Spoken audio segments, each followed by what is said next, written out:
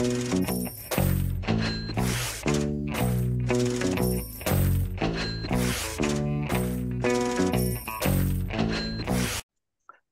guys, and welcome to the Eagle Farm preview. And looks like a fat card to me, and we'll be finding plenty of winners as usual. Welcome, Nick Meredith and Sooty Trent Green from Combet. Hey guys. Hey, good. Hey, Trent, how are you? You good? How you going, mate? We can now rename Trent as our Asian correspondent, can't we? Because where are you coming to from us, Trent? That's right, good. The cheap labour's not going to find itself, mate. Over in Vietnam. Okay, what you guys don't realise is Vietnam is going to go really big in the horse racing game in the near future, and Trent's over there working out how Combet is going to be the first bookmaker to offer pricing in Vietnam horse racing, which is interesting, mate. Yeah, I don't think so. We might be able to send some of the meat over here or something. Yeah. Okay, let's find some winners for the boys, guys. We're on 5 metre rail Eagle Farm. Just for I think I know what you guys are going to say, but just for the sake of it, Nick, how you handle this? Actually, just double checking. Good. I think it's 7 metres. It's 7 metres, which I think is. Oh, they don't, certainly on metropolitan weekends they won't go any wider. I don't Nick, know. I've got 5 here. Have you? On Racing Queensland.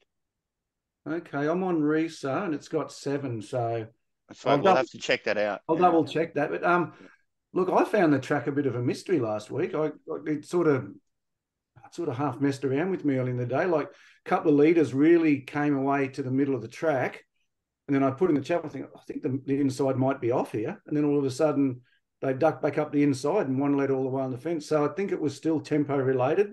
I don't ever think Eagle Farm hard fence is the place to be. I'm just going to have to treat it as fair and see how we go. I think I noticed that winner, was it in the 3rd or 4th race? It led on fence, but it did sort of drift slightly out in the straight, didn't it? Yeah, there was a couple, and the short one of the day, Zarastro, he made sure that he stayed well away from the fence there and that. Yeah. But Tony Gollan is clearly the best trainer up here for bias as well and understands patterns, so there would have certainly been instructions there. But I think we just got to go, treat it as fair and see how we go. I think it's going to be a good 4. We've had a bit of rain, but it's been pretty dry and should be a perfect surface. Beauty. And Zarastro was a very lovely result last week. I love it when the Monty of the program just controls and wins. It's a nice little happy spot for me. And Trent, how are you handling this rail position and pattern? Eagle Farm's usually pretty good, but the further the rail gets out, the more I start to get a little concerned. So that 7 metres, I am going in with a little caution that leader on pace may be advantaged. But I'll wait and see. Eagle Farm's not typically too terrible, but I am going in with caution. Beauty, guys. Race 1 over 1,000 metres. Crackerjack here, and a lovely race with some good horses. Nick, what have you found? Look, I couldn't really find anything away from Vodka Martini. I've been against it once here, and I think it's going pretty well. And I think it's a 1,000-metre horse because it can over race.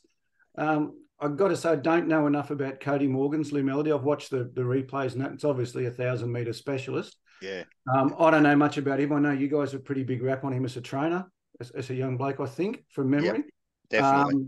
So I think it's obviously got some sort of hope on its form. Reliable Ruby of Chris Munsters will get out the back, but if they are weak late, and it'll find that weakness. But look, I'm struggling to find anything to beat Vodka Martini, to be honest. Yeah, okay, that's interesting. Trent, what have you got? I've got the 8 Vodka Martini on top. I've got it $2.70 though, so well above where it is at the moment. I've got the Dangerous, the 7. I'm not really keen on that form. When they're coming out of Tamworth and Musselbrook, so I'm definitely not going to be back. I've kind of covered off the price. And then I'm the only one that looks like there might be any kind of value is 9 Park Avenue. So when you're getting to that kind of horse, you tend to flip back around and go back to the favourite. So not keen to bet in the race. I think the 8's a massive chance. 7 the danger, 9 could be some value, but yeah, don't like the race. Yeah, it's sort of interesting with Lamility. You're right, Nick. It's such a 1,000-metre specialist, and you have a look at the ones where it underperformed, and they were over the 11s and the 12s. And then you sort of see its dominant wins most of them were at Tamworth, weren't they? Yeah. And a couple at Musselbrook. It's a question mark, but I've always had an opinion of this horse. I've always thought it had a fair amount of ability. I love the way it resumed there. I loved its trial before that run. I think that Tamworth field was reasonably strong. And I wasn't sure, Nick, about the lines with Vodka Martini. The fact that it got to the 12, went back to the 1,050, now it's back to the 1,000. I mean, but is it really, like, what's it beaten? It didn't really beat anything last start. No, look, it ran well behind the good thing of Gollins. It's going to Sydney. Freedom Rally, yeah. It ran pretty, and they beat the rest easily. Look, I think the 1,200 metre run was a training error. I just don't understand it. Like he's half bolted first up on the Sunshine Coast over 1,000. And then the 1,200, I just don't understand that decision. And then they came back to 1,000 on a 7-day backup just because they were chasing the last bit of the cutest bonus money. Yeah, Nick's had 2 weeks of them. I think he's definitely a 1,000-metre horse. His old man Agitate was a 1,000-metre horse, very fast.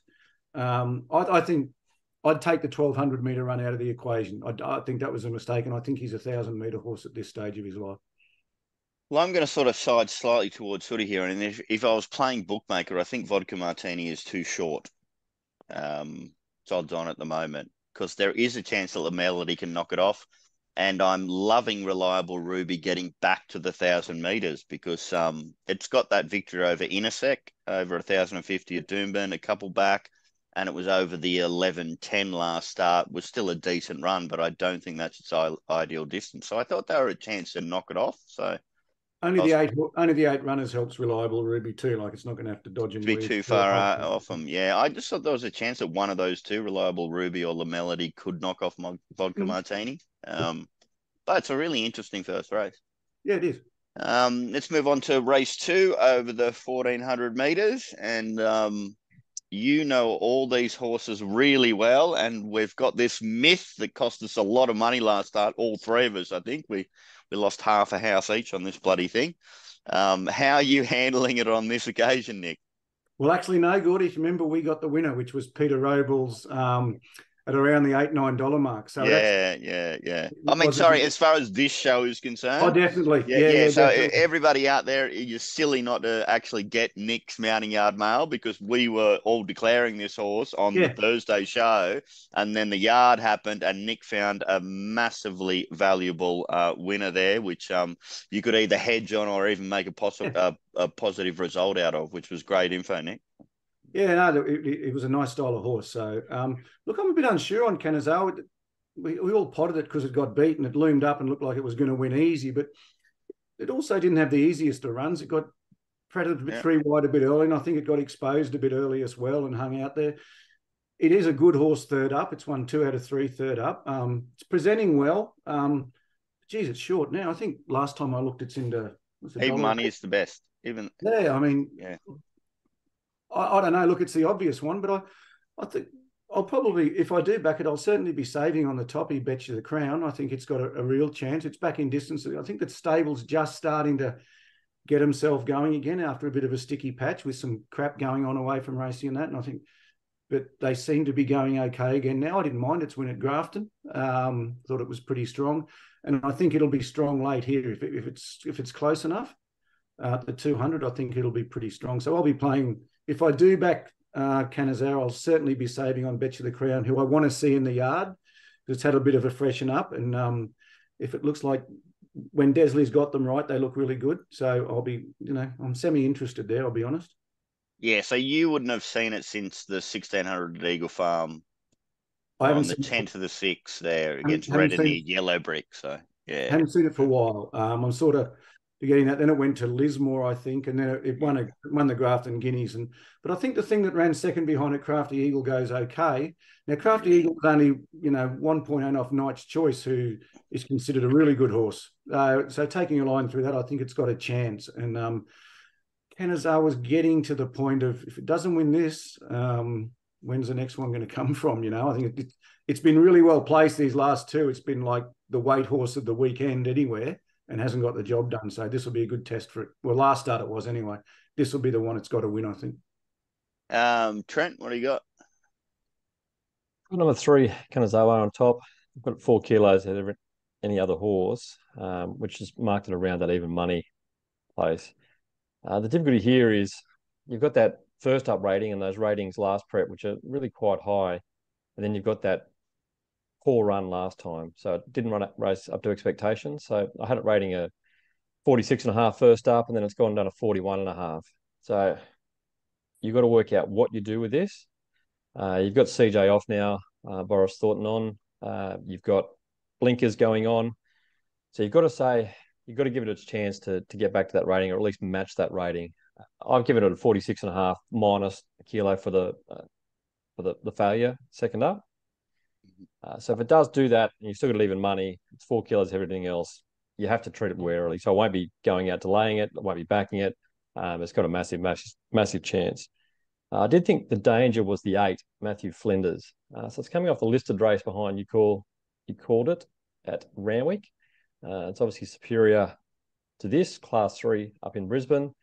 If I just give it a few kilos on top of what it did there, without any improvement from that, it's right in this race. So I'll definitely be having something on that. Its UK form before it came out here was quite good. Well above.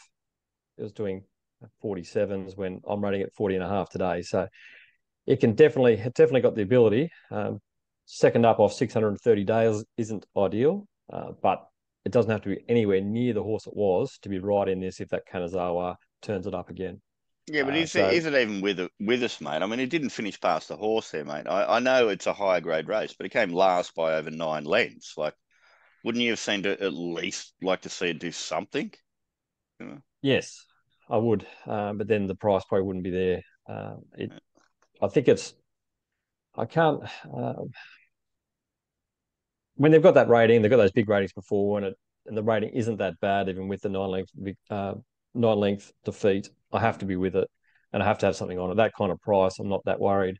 So I'm more than happy to have a bet on it rather than putting the house again on, or the other half of the house on Kanazawa. Well, I wanted to be sort of against Kanazawa, and then a CJ offer Thornton on, blinkers on. That looks beautiful to me. And I mean, if we just ignored that run last start, which wasn't really bad, I was super keen on it on the Thursday, and I think you were, Trent, as well, because of a map scenario which didn't pan out.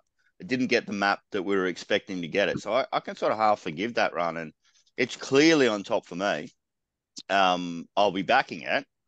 But then I'm with Nick. That line through Crafty Eagle of Betcha the Crown, like, people are going to look at Grafton and sort of like maybe be a little bit more reserved about it. But that's a really solid line. That's a good horse, Crafty Eagle. You're exactly right. And we're just running really well this preparation. So I'm 3 from 1.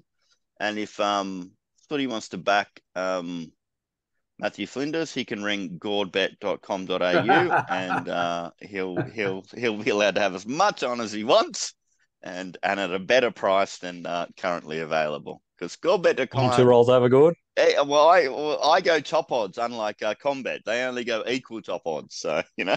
We go way above. Let's move on to race 3 over 1,500 metres. And, really tricky race. How'd you line them up, Nick? Yeah, it is a tricky race, but I think I've got a good handle on this one. And I'm quite keen to play here. Ashgrove has been pretty well supported both runs. I thought it was disappointing first up, but probably a little bit disappointing again second up. It didn't get past Bewater, my friend, who I was amazed that it stuck on over the trip last time to nearly beat. I think it was Salik. And I'm prepared to risk it again at the trip. I think it's a huge risk there. Ashgrove's got the blinkers on, which Tony Gollan doesn't tend to do unless it's not a last resort, but he doesn't put them on early like some trainers. And he scratched it out of another race to run here. I'm glad he's stuck at the 1,500. I think it's really hard to beat here at 310. And I think the one down the bottom, Enterprise Mia, is going well too. I thought it was a super run last time. Had to work to get there. The winner had every favours to get past, and I thought it was really brave. I think it's around the $8, $8.50. I think it's a real chance. Hocker High, God bless her for last weekend. Yes, lovely result. But they're going to the well 3 Saturdays in a row. I just can't come into that. Eaglemont has let me down too many times. Then it went to Sydney and won, and I threw the Chico roll across the ring when I heard that winning when I was there and heard it winning. I can't come into it. I'll give Hot Spring Gold a chance if it can finally jump instead of being 3 lengths last after they've gone 50 metres. I think it's actually going all right, but I'm quite keen to play here. 2-horse bet, Ashgrove and Enterprise Mere. Yeah, Trent, what have you got? For Ashgrove on top, got a couple of kilos ahead of anything else, but that's $4.20, so not anywhere near the price it is currently. If I was to bet in the race, which I think I may back up again on number 11, Gaius. So it's been thereabouts lately. Got beaten half a length last time behind Release the Beans, where it was hampered early on. Still got probably 1 start left this prep before I sack it. I haven't given it a huge amount of improvement, just another kilo on top of that one. If it does that, I think it's a chance in this race. So I'll have a bet on the 11. I am going to lay the 5. I got in trouble last week for laying some of these horses out of these highways, getting it wrong in these restricted races. Jake's been to me all week, but I'll be doing it again with number 5, Eaglemont. Just what I tend to look at is look at their ratings before and how they've been going in this class and the classes around this, rather than those highways, which are just hideous. So when you look back at its form before that, in the class 3, so it's the class 6 today, in the class 3 before that, is getting beat 0.2, rating way down. I just can't see where this $4 comes from. So I'll be more than happy to lay it. I've got it around the $10 mark. So if you want to bet, have a bet on Eaglemont at the best price in the market, get to Combet. Beautiful. I will mention it's a super open race. It's quite a disappointing race for me, actually, because of horses I would be interested in backing, but they're sort of all in the same races, and I struggled to line them up, so I generally stay away. But I will tell you one little piece of information about Hawkeye, and that is Mark Lambourne, a doyen of Australian racing. He backed it last start because he waits for Nick Meredith's Mounting Yard Mail, and he's found a pattern in particular race shapes where Nick's information is just an absolute goldmine. So Mark had his first bet in Brisbane for probably about 22 years, and it was a winner, Nick, thanks to you. So there you go. As soon as this is over, I'm calling him to find out what this angle is. Because I need to know what it is. He'll probably keep it tight-lipped. You just say, what you're doing, mate. I found the angle. I don't want to, As long as he found it, that's all that matters. Yeah, no. Let's move on to race 4 over the 2,200 metres, and a very open race yet again. Nick, what do you got? Oh, this will be real quick, good. After last week's middle distance race in Brisbane, I wrote on my book, do not get involved ever again. And I'm sworn off them. Last week was a Tour de France team riding, whatever you want to call it. I just threw the I mean, I just, and no one ever gets called in to explain what they were doing. And I just go, no, I'm just not going to get involved. I'm not interested. Look, I'm just going to treat it as an 8-race card. I'll certainly do the yard for people and see what I think presents well on that. But I'm just sick of getting involved and then watching the run and going, well, what the hell's going on here? And so I'm just not going to get involved. Well, this is going to be really quick because I'll do mine before yours, Trent, and that is I won't be touching this race for the 10-foot pole either. So for our viewers out there, Trent, do you have something for us? Yeah, well, fortunately, we have to bet in the race and we have to take bets. We can't just have the race off and put up. Oh, we could put up 200% maybe, but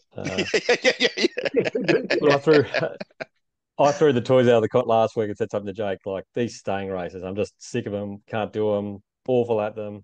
But every week they suck me back in. I don't have any bets here though. I've got the 4 Carbonetti on top at $6.20. It's around $4.60 at the moment, so well above what it is. It's going to get the gun run.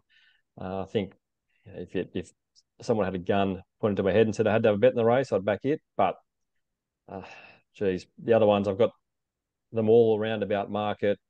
They're going to go round and round and round, take their turns, and one of them will win.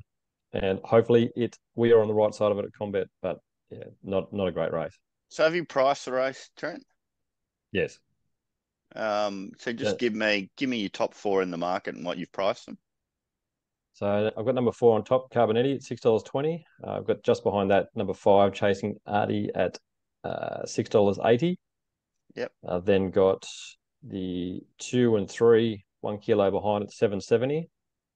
Yep. And then I've got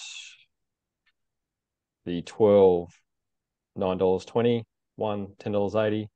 So they're all just in a big clump. Yeah. I wouldn't be surprised if this is... 620 the field sort of says it all, doesn't it? Yeah, this is an 8-way photo for first. It's tremendous. Yeah. There's plenty okay. I know our worst way will be in there, and we'll be falling tail. Race 5, 1835 meters, and I had a little bit more clarity here. Nick, what did you find? Yeah, interesting race, this one. 3 Waller runners again. Shopping a Spree, the 7's the obvious one that's going well, but it's short enough. Van Dyke's the toppy. Now, it won last time when we were on it.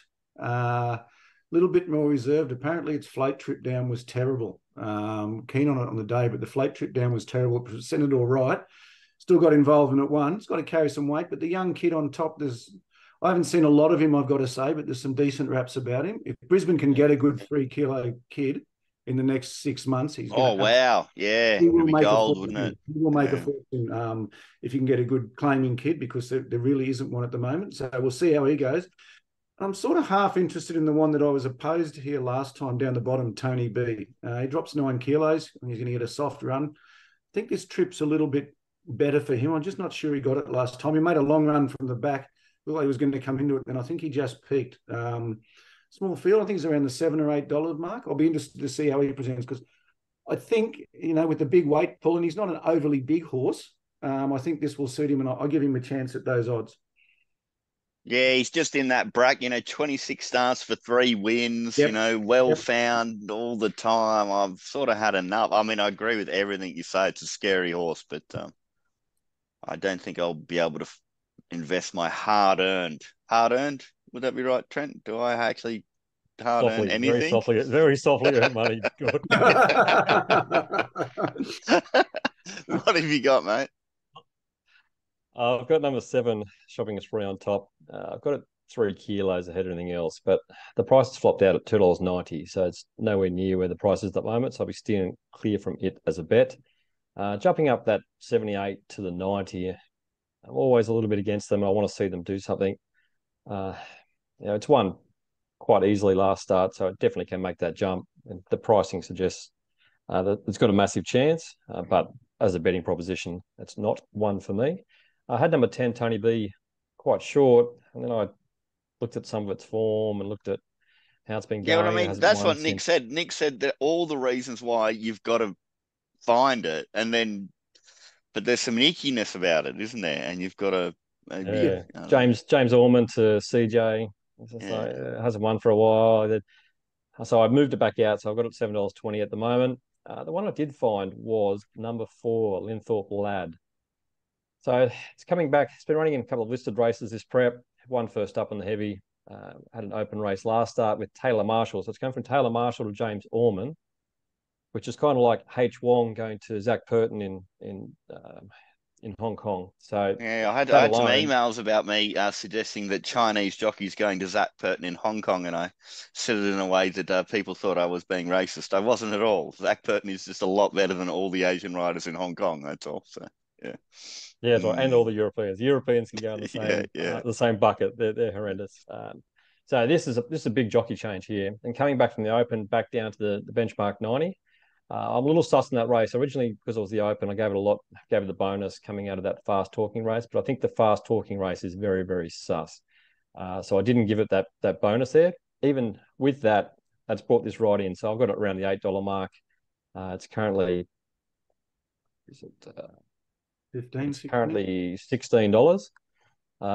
It's right in with a chance here. So if it doesn't do anything this start, I'd be sacking it. But I think it's go time. I think the 1800 may suit. It's won up to 1640 previously. I think it's a decent bet, and double the odds of what I have it. I'll be cheering for it. So just one bet in the race, number 4, Linthorpe Lad. Yeah, well, I kind of think I got my money out of fast talking last race. Like that just seemed like kitchen sink, right time, right jockey, all that kind of stuff, and map position was all looking really nice. So, I'm declaring this, guys. I think it's a moral for Shorty, shopping a spray.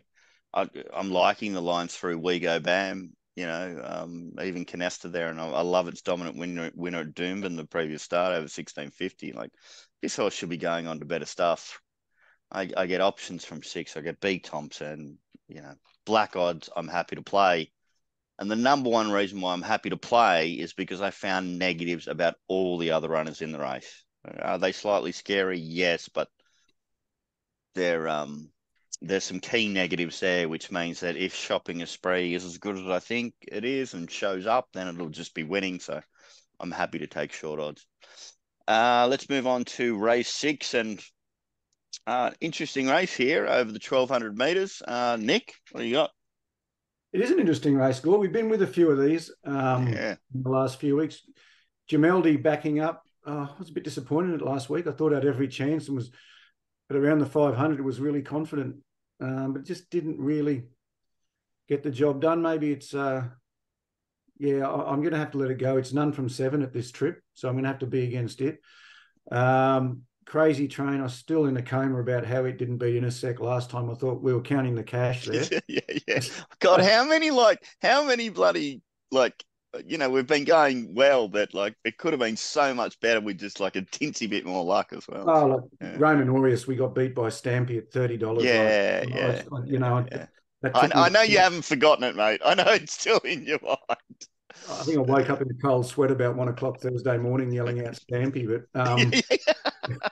I tell you what, there's been a few recently. We've just been beaten. We've been going all right, but we could have been going, super. But anyway, that's the way it is in this game. So he's obviously got to be a chance, I think. Crazy Train. Just not sure where he gets in the run, but I don't mind Thornton on top. He's got to be a chance. I can't tip the toppy because his strike rate is so poor. But if he's ever going to win another race, this is going to be it. Space Boy. I mean, he's racing well. I think his last run was pretty good, and I just think he gets a lovely run. He's going to be in the first couple of pairs, and I think he's right in this. Ned's Gully's, he's beat Shamerton over 1100. Shamerton won on the Doomben yesterday, but I'm no big rap on this. It's jumped up a bit to a class 6. I think it's short enough. I think it can win, but I think it's short enough, and I'm happy to play around it at this stage without having a look at it. And look, I might, if I can get the right price, I think I'm probably 1 by 3 Space Boy or something like that, but I'll have to see on the day what price I can get. But that doesn't sit well with me because I think he's won 5 out of, 43. Yep. With 14 seconds. Yeah. If we do find him, you've certainly got to have weighted towards him running a hole rather than winning and making sure that's a winning result for us as well.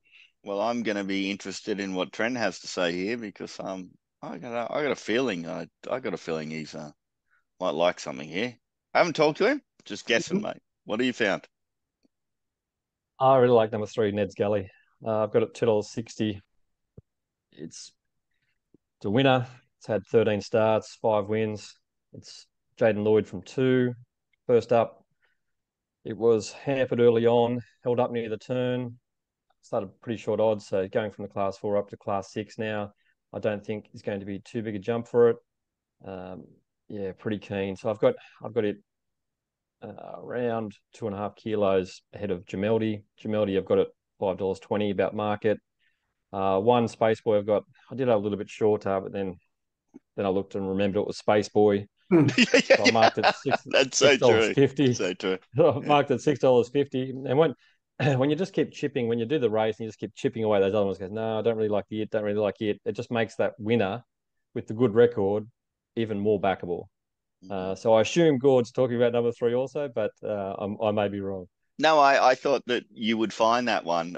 I haven't, mate. I didn't spend a lot of time on this race because what was initially spat out of my stuff was number 1 Space Boy favorite and on top. You know what I mean? And if your system is saying that and it's Space Boy, as you say, Trent, you got to say, shit, maybe I should have the race off. You know what I mean? So, Yeah. Look, the two most recent runs are better than anything in this field, but it's Space Boy.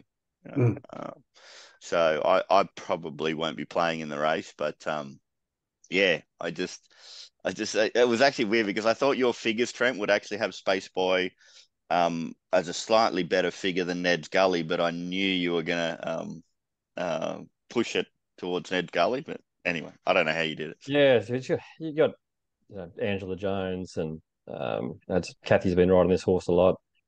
It's just a low percentage play to back that horse, and it might win, but it's going to fall in if it does. And you'd rather be with the lightly raced up and comer than be with it. Well, I'm going to love it with Nick from the yard. Space Boy's going to look absolutely sensational, and it's going to be the first time a mounting yard male guy ever suggests a 1/8 bet. 1 unit to win, 8 units to place. Giddy up. Let's move on to race 7 over the 1,000, and I thoroughly enjoyed this race. Nick, what did you find? Well, I'm a bit like you, Gordo. I'm pretty confident that you're going to be with me here on number 1, the Bopper. Yeah, I just think he's a little bit better than these horses. He's got a form line against Ubiquitous previously over this track and trip, and ran him down and was pretty soft the last 100 to get past him. I thought his trial was good. He's raced in better races than this. King Klaus is going to set a good tempo for them.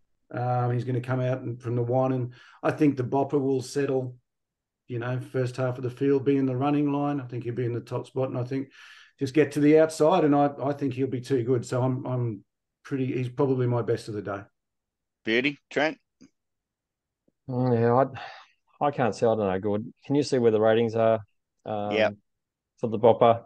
By the way, I talked to another ratings guy about this horse as well, Trent, and he was of the similar persuasion as you. I've found a way, but yeah. Yeah, maybe on the times. I'm not a real big on times. At this stage in the year when it's just good track, you can use times. They're fantastic. But I think they fall apart when there's rain and things get jumbled. So I can't see it. I can't see it from the class perspective. I can't see where the ratings are for him to be that short. I need to keep him safe. I'm not going to go actively lame. But I am definitely going to bet against him. I thought it's a horse here, one of my Gordbet.com.au. Yes. number four, quick tempo. So I do love this horse. It can reel off a sectional, can get right back and tear your hair out, and you do. But it's coming from Sydney form. It rattles late, man. Does some beautiful stuff late. Can I ask a question on that horse? I can't find a trial for it. Has anyone got a trial for it? It's first up since March, and I can't. I don't. But Minivervi, that's not an unusual thing. Okay. So just go off its first up runs. So it's had 3 first up runs, and just judge it off that.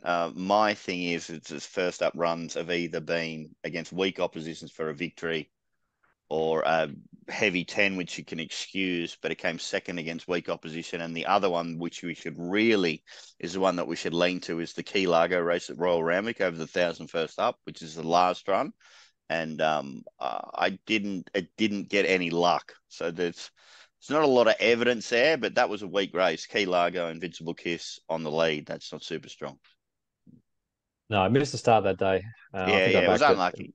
Yeah. I think I was well back too, from memory. But I remember backing at $10, $11 one time. It flew home, missed the start, flew home, and it kept doing that. I think fresh, those types of horses can just blow horses away. I've got a suspicion it may do that here. The other two that I thought was some value were the 5 Wisdom of Water and 6 Mass Destruction. The race, because I can't really get a feel for that $2.40, the Bopper, I just feel a little bit icky inside backing multiple runners against it. So I'm more than happy just to have the one that I have equal on top with the Bopper, number 4, Quick Tempo, and look for it to get over the top of them late. That's not the way you should bookmake this race, Trent. You should lay Ubiquitous. Like, if it's anywhere near, if you can get money anywhere near the current price, that's a lay, man. I've got it 580, so yeah, it definitely looks like almost double the price of where it is. So that looks like it probably will be a lay. Some of the other horses, roundabouts. It's one of those funny races. Brisbane, these open handicaps, geez, they can be tough to make money on sometimes. Look, Ubiquitous won for us at the Sunny Coast, just beat Goldsboro, which was a good result for it, but it was a pretty low win. Just nothing from behind got over the top of it. It was there to be beat, and not a lover of trainer. I'd certainly be looking to take it on too good. Yeah, and 42 days as well. We can do double whammy, Nick. You know what we can do? We can lay Ubiquitous, and we can have go and see your mum, your dad, your grandfather, your mother, whatever. Get as much money off as you can. This will be a maximum bet for me. Number one, the Bopper is a dead set moral. It cannot lose. I thought you would have been with me there, Gord. I was confident you'd be on my side. Well, I've got to be the host first, mate. We do tend to find the same 2 or 3 most weeks. So when I went I thought only one question there, Nick, is, like for me, first up, maybe sitting OSL or something like that might be slightly negative, but fresh 1,000 meters for this horse. Like Trent, I mean, I know you're going off figures and weights or whatever, but it carried 58.5 in the challenge stakes against Passive Aggressive Eduardo and Giga Kick. That is elite. It got beaten by 2.5 lengths. Like, it should shit this in by 5 lengths. The only question I've got is, this 1,000-meter start at Eagle Farm is a bloody nightmare. They're straight on a bend, and with the rail out, it's even worse. But I think because King Klaus will go so quick that he'll get in. They'll spread. I think they'll spread, and I think he'll get in all right. So that was my only hesitation. But I think your map was 1 out, 1 back, wasn't it, Nick? Is that what you were suggesting it would be? Because I thought maybe it could be OSL as well. But I sort of thought just King's Klaus leads, Ubiquitous drops in behind it, and then the Bopper Wisdom of Water, shuffling across 1 out, 1 back. Or that's what I was hoping, like, or OSL, all OSL. Yeah, I was sort of hoping 1 out, 1 back, and then just come to the outside, the middle, and giddy up. Let's go. And everybody out there, get on to Combet, because they're going to be top odds the Bopper, and we're going to clean them out. I tell you what, I'm scared for you guys tomorrow, for you and Jake tomorrow, Trent, because there's some sure price morals in Melbourne. There's some morals in Brisbane. There's some great bets in Sydney. If you find a way to win tomorrow, I will. How about this? I will say to you that you're a legend and you're intelligent, and I'll also take you out to dinner. Okay, if you can manage that, all right. It's all the things you've had to do to me over the last 3 years. Yeah. The first two were weak as piss, but then when you said you got to take him out to dinner, at least yeah. I don't know.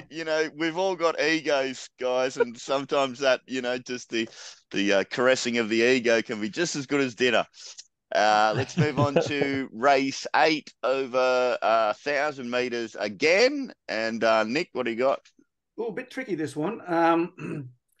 Miss Cooter was a horse in its first prep that was absolutely, it's an early 2-year-old, just flew. I didn't see it in its early prep, and I thought, maybe this is just a squib, but then you see it in the flesh, and it's a really nice style of filly. She's got a bit of substance about her. Then the second campaign around the Magic Millions was just a bit of a disaster. The one I think they got marked favourite, High Bar, after 1 win at the Sunny Coast, when, to be fair to it, it pissed in. It just led and pissed in. I'm not sure it's going to run. It's also in at the Sunny Coast on Sunday, and it's got a jockey booked at the Sunny Coast and hasn't got one booked here. So that's yeah. Yeah, I'm sort of suspecting that it's not going to run, which is just going to change this market completely. And to me, it looked the natural leader too. So that's just going to change the whole race around. So I don't really want to commit to anything or talk too much about the race until we find out if that horse is in or not, because if he comes out, it just completely changes the race for me. So yeah, I think the yard's super important here, Nick, because it's a good push for number 1. It could. I thought the trial was fine. I thought the trial had Miss Cooter and that. I know, trainer likes it as a horse. But yeah, I just, he hasn't booked. Duplessis rode at first up, and it's Win High Bar. Now he's booked for it on Sunday at the Sunny Coast, and there's no jockey booked here on the Saturday. So common sense tells you it's going to run on the Sunday. But until we know, I just going to have to. I kind of wanted to run here because if you give me a push from the yard about number one, I don't want to back high bar. What I'm saying is if you tell me that one's ready, then I want it to be in so that I get a better price about one. If one's ready, good, I'll know. So okay. Yeah. But, there we go. That's everybody out there. There you go. There you go. If one's ready, we'll know. But I just the race is a mystery now until this favourite is either in or out. Beauty. And Trent, what do you got? Number 3, Shot of Whiskey on top. I've got $3.40. It's currently $4. One first up, won its first start. 2-year-old made at Caloundra, well supported, odds on. Then came out in a 2-year-old set weights race at Doomben and was 9-2 there and ran okay. So it's had the 147-day spell now. Comes back, Ben Thompson, barrier 3. I expect it to run really well. So that's my primary bet. Going to have also something on a couple of longer ones here. The other one is number 5, Glass of Rose, a glass of rosé. It's also resuming. Its ratings in the 2-year-old, decent 2-year-old stuff before was okay, and doesn't have to be too far away to be half a chance in this. So I've got it around the $13 mark. It's currently 25s, and there's 1 million to 1 shot here. The 13 Rothelfeller. I've got around the 25 to 1 mark. It started, first start, it had an open 2-year-old race at Doomben, started 12 to 1. Obviously didn't perform the way the market expected. But if it does do something off that run, I've marked it around the 25s. It's coming off 203-day spell. If it does do something and does have the ability that price suggests, it might be worth something on $126 at the moment. So only something small on it, but the main play of the race, number 3, Shot of Whiskey. You don't need many positives or question or whatever to horse in that price range. Seriously, yeah. I'm 1 from 3 for the sake of my tips, and I was going to risk the low grade dominant winner, but it's probably not going to run, isn't it, Nick? So you know what, and you know what happens, Nick, is as soon as it's scratched, they'll put all the percentages into 1 and 3. Yeah, but they won't evenly do it. So I mean, you just can't bet now because the deduction. Yeah, let's wait. They just got to wait. Yeah. Let's move on to race 9 over 1,600 meters. And Nick, what do you got? Not much here. Good for me. Don't really like the race. Second favourite, I think, is Waller's down the bottom. Eskies 1 from 13, none from 2 at the trip. Rossavo's going okay. I think he's the obvious one, but this just, I guess maybe if I went, I sort of had a quick look at this race and just went through it and said, these are just horses that I don't like. But maybe in hindsight, if I'd have spent a bit more time, I could have eliminated maybe 5 or 6 of them completely, and then got some of the others a bit more interest. But it was just a race course I couldn't really get a handle on. And I hope like hell we're not looking at this to get out on the day, because it's a bit of a mystery to me. Okay, Trent? Number 10, Rossavale on top. However, I've got it at the $3.80 mark. It's currently $3.40. I would need to get out significantly for me to back it, although I can see it's got a good chance. There were a couple of other rougher horses I did like. I thought number 3, Bentley Magic, came back from that open, fast-talking race where everything seems to have rated quite highly, which I don't agree with, but it's coming back to a benchmark 70 here, so that's a big drop. Getting beaten 1.8, coming back here. Does have a couple of wins, a couple of ratings. Positive jockey change too. Samantha Collette off for M. Harley on. So that's big change. Yeah. So its last win was on the heavy, so you've got to take that with a grain of salt. But some of its ratings before that in the benchmark 85s and the class 6 a long time ago were actually quite good. So it'd be that last chance for it. But at that $25 or $27.50 it is at the moment. Last chance, mate. Well, a couple of starts before that was running at picnic at meetings, mate. So like Gundawindi. That's right. Yeah. But yeah, you only get one crack with me. If it doesn't run well, then it's sack. But I think if it's going to do something, it could be now. And at $27, I'm more than happy to have a try at the stumps. Also, number 11, Two Smoking Barrels. I've got it $7.50. It's currently $15. It's, again, hasn't won for a very long time. It's coming back from the Class 5 at Doomben, where it ran well and better than expectations. It began awkwardly, was hampered early on, late in the straight, so it had a few excuses there and still ran quite well. Doesn't need to improve much to be right in the finish here. I've also penalised a couple of kilos for its consistency, and it's still well in this race. So at the current price, more than happy to have something on it. And the last one was number 19, Desert Mist. So I've got it around the $5 mark, $7.50 at the moment. I think this might be the one. So third up now for Dunn, who's firing. Coming out of the 3-year-old races, coming into a benchmark 70, so it's dropping significantly in grade, and doesn't have to improve much off that last rating to be right in this. So that's probably going to be my main play in the race. Desert Mist, not very keen on the race, but I think there might be a few at odds that can do something there. Okay, well, I'm going to back two horses in the race. Number 10, Rossavo, is clearly on top for me. That form is slightly frank, with Holstein coming down here and beating Burundana. I know it was in a highway, but it was a very dominant stylish victory by Holstein. So I'm saying that Wednesday race there at Doomben is franked, and what it did as far as pattern and the sectionals were concerned was a lot better than people realise. And then I'm a apprentice off for one of the main riders up there. Like, it's just kitchen sink, man. Like, Rossavo looks beautiful. Map position from 7, not a problem there at all. And I thought the only danger was the one that you were going to have your primary on there, Trent, which was obviously you're lightly raced and you might have some upside and you come out of like really A-grade races. Now, you didn't really do much, but that could still be enough to win this race easy. So, I'm quite happy to play that, and they're two of the more lightly raced ones in the field as well, which is my happy place. So, I was Rossavo from Desert Mist and happy to bet.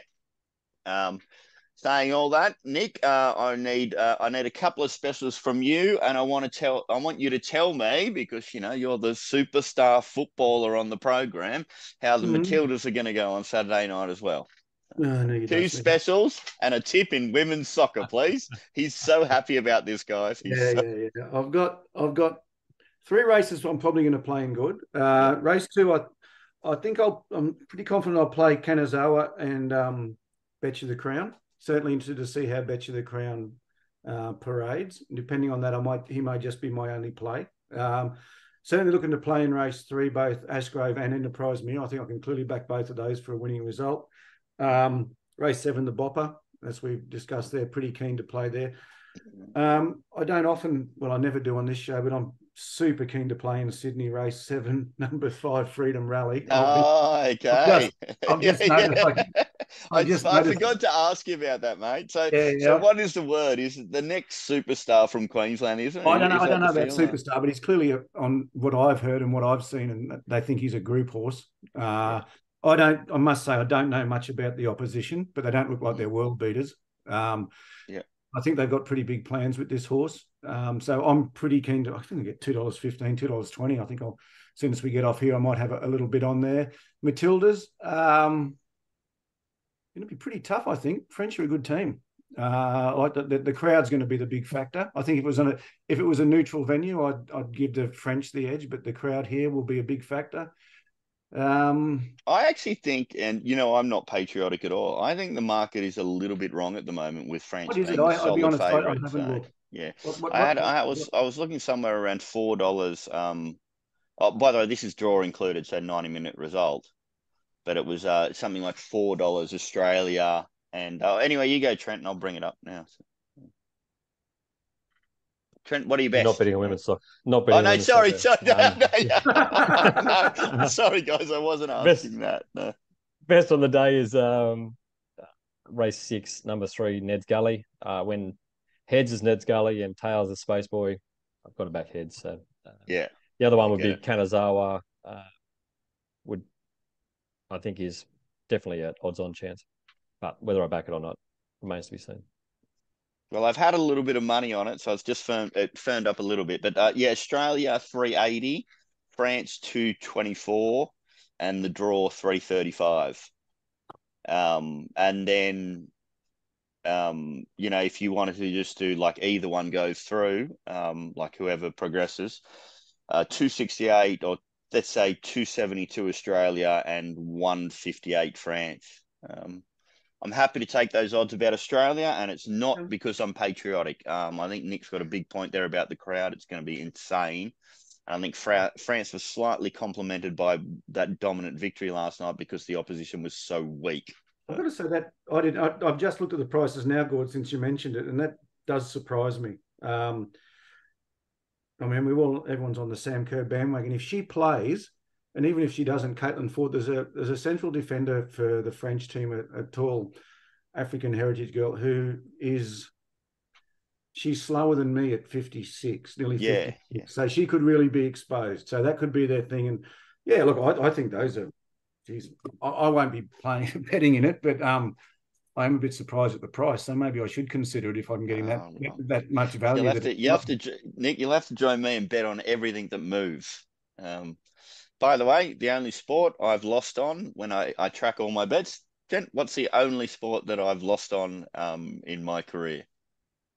You call it soccer or football? Soccer, football. Yeah. It's, I don't know why, but I'm just terrible at it. It's hard because the third element, the draw, is always in there. That you don't. I know. Yeah. Okay, guys. Good luck. Good punting. Sign up for Nick's Mounting Yard Mail. There's a couple of really interesting horses there that are first up that could be Monties if they're ready from the yard. And everybody, get an account from Combet, because let's face it, after talking to Trent on this program, we know that many of his prices are going to be wrong, and he will be top odds. So do both those for me. Good luck. Good punting. Thanks, Nick. Thanks, Sooty. See you next week, guys. Thanks a lot. See you guys.